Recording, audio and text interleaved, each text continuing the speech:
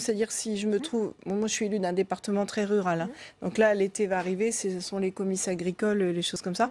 Donc c'est vrai qu'il se peut que j'ai à faire une dépense ou... Enfin, le comice agricole, honnêtement, c'est de ma poche. Hein, quand je paye un coup à tout le monde ou que je mets un sou dans la caisse. Mais il peut arriver qu'il y ait une petite dépense qui se fasse en numéraire quand même. Bon, peut-être je me prononcerai pas sur le montant. Hein.